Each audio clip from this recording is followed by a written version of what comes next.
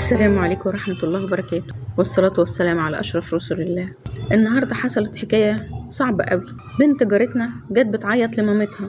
بتعيط ليه؟ ايه الحكاية؟ رحت أشوفها، مالها؟ خير، مالك؟ ايه اللي تعبك؟ ايه اللي مضايق؟ قالت مفيش حاجة مضايقاني، أنا كل اللي حصل هحكي لك عليه واحكمي ما بيننا. خير، قولي. دلوقتي احنا متجوزين بقالنا أكتر من 10 سنين، وبعدين جه أخوه الصغير خلاص آخر واحد دخل الكلية، فجه قال لي هيقعد معانا في أيام الكلية، فأنا مش عارفة بصراحة يقعد معانا إزاي. فالمهم فضل قاعد معانا أيام الأجازة. جت الدراسة، أيام الأجازة إيه؟ قبل الدراسة يعني قعد معانا بحوالي شهر عشان يعرف طريق الجامعة ويروح ويجي ويخلص أوراقه وحاجته وكلام من ده كله، ويجيب له لبس جديد للجامعة ويظبط حاله. فالمهم طبعا كان الولاد موجودين في البيت. بعد كده جت أيام الدراسة، فطبعا أولادي بيروحوا المدارس بتاعتهم وهو بينزل للجامعة. طيب أحيانا بيجي قبل ولادي، يبقى أنا قاعدة في البيت لوحدي ويبقى هو يجي يقعد معايا وأنا جوزي في الشغل. ده ينفع أو ده يرضي ربنا؟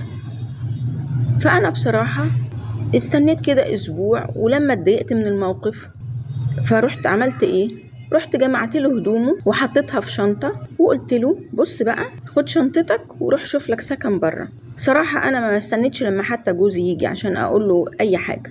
أنا حسيت إن الموقف كده غلط، وإن حتى ده كده كمان ما ينفعش، ما يعجبش ربنا سبحانه وتعالى. ينفع كده ولا ما ينفعش؟ أنا غلطانة؟ طبعا اللي حصل إن جوزي قال لي أخويا يقعد وإنتي تمشي، يعني هو عاوز يهدم بيتنا والثلاث عيال علشان أخوه يقول لي أنت ممكن أجيب مكانك 10، لكن أخويا مش هجيب منه كان ولا واحد. يبقى الحل إيه؟ حاولي تحكمي ما بينهم. الحل بسيط خالص خالص. الحل إن أولا لما يكون ولادك موجودين في البيت أهم خلاص هيقعدوا مع عمهم. يعني مثلا لو عندهم أجازة جمعة وسبت وهو ما عندوش سبت أجازة، فممكن خالص إن هو يقعد عادي لو هو مع الولاد.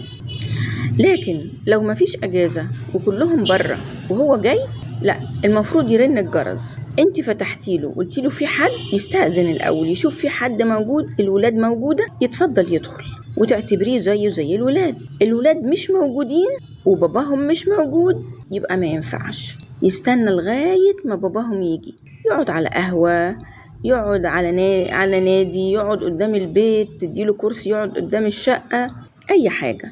لكن في الأول وفي الآخر لا يصح إلا الصحيح. أي بداية غلط بتبقى نهايتها غلط. والمفروض طبعا هو ما يقارنش بينك وبين بينه وبين البيت. يعني ما ينفعش يقول لو أخويا هيبقى مش موجود يبقى البيت يتهد. ما هو عنده كمان أولاده، ما أولاده غاليين عليه. يعني حتى لو الزوجة مش غالية ولا أي حاجة، لكن إن شاء الله تكون غالية وكل حاجة، ففي أولاد والأولاد غاليين. فالمفروض إن هو يكون عنده حكمة أكتر من كده. ممكن كمان لو مادياته تسمح إن يأجر حتى شقة أو أوضة مثلا مع بعض الطلبة، وهو يدفع لأخوه حق الإيجار، يكون أفضل. ولكن الناس تحاول توجد الشيء، توجد له الحل من غير ما يكون فيه زعل، عشان إحنا لو زعلنا مع بعض وبعدين الحياة هتنتهي. هي مقدمات للآخرة. فيبقى احنا المفروض نعمل الخير وندور على الخير ونشوف الصح ايه ونعمله، عشان ما نغضبش ربنا اولا واخيرا. دي حاجة. الحاجة التانية نعمل زي ما الرسول عليه الصلاة والسلام قال لنا، ونحرص على بيتنا ونحرص على اولادنا. وكده يا حبيبتي انت المفروض دلوقتي تروحي وتقولي لجوزك ما تزعلش مني، وتروحي تقولي له خلاص بس هو يستأذن قبل ما يجي. لو الولاد موجودين يتفضل، لو الولاد مش موجودين هيستنى بره. ولو هو زي ما قلت لك كده مادياته تسمح يأجر له حاجة بعيد يكون أفضل.